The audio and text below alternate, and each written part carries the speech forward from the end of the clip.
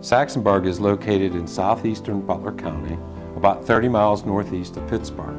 The town was founded and built by John Roebling, who also invented steel wire rope that was used in his building and construction design of suspension bridges. One of the most historic buildings in town is Dr. Mershon's office. It's one of the most unaltered sites in the community, with the extensive doctor's office, residence, and pharmacy building facing Main Street, with the dependency buildings that supported the residents being built right to the back of the primary residence. They came to Saxonburg in 1876, and he bought the 2.5 acres of land fronting on Main Street. He paid $700 for the 2.5 acres. And on that he built, as I said, this building for his residence, pharmacy, and doctor's office. Both the doctor and his wife died in 1937. And at that time, Edna wanted to make this the residence for Ed and her brother Edward. She had all of this dismantled and taken out to the stable. And the pictures we have is bare walls of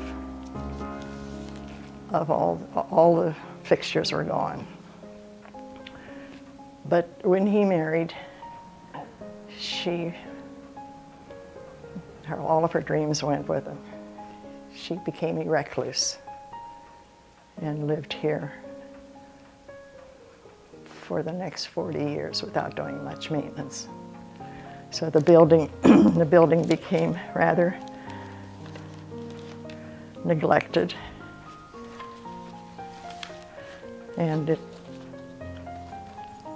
looked like this when she died. We then purchased the building in 1978. Both she and her brother died in 1977. And we purchased it in 1978, and this is what it looked like. This is what we did to it. This is what it looked like on the inside for the most part. Of course, everything had to be replaced. So we opened it in 1980. We opened it as an antique store and added a clock shop. And in 2002, I closed it and devoted my time to completing the restoration on the drugstore. Behind the Mershon's house, they built a summer kitchen and stable. Both buildings are still standing today as the only unaltered buildings in the town. They built the summer kitchen to take the heat out of the house. In their case, it was that they would have a kitchen to do cooking and baking and canning. And this is where all the activities took place in the summertime and during the growing season, because they did grow things on the farm. They did preserve a lot, and all of the activities was done out there.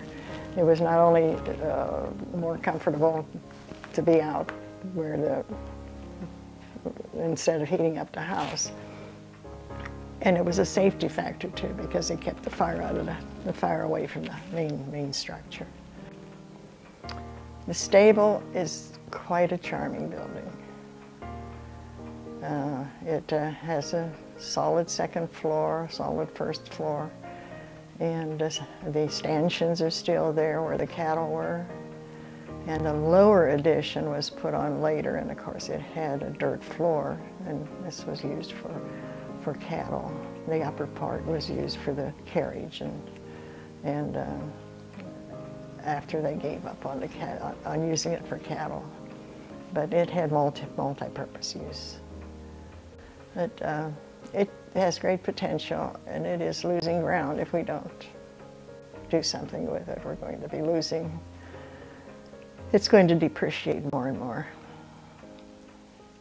And as the summer kitchen did, as you saw, that part of it we had rotted away, and we had to restore part of it with new material. And we'd like to put the front back onto it in such a way that it would resemble what it was, but leave the fireplace area open. But it has great potential, has charm. Time is quickly passing, and I'm running out of years. But I have someone interested who would love to have a primitive shop in part of the summer kitchen. And then there's the wood,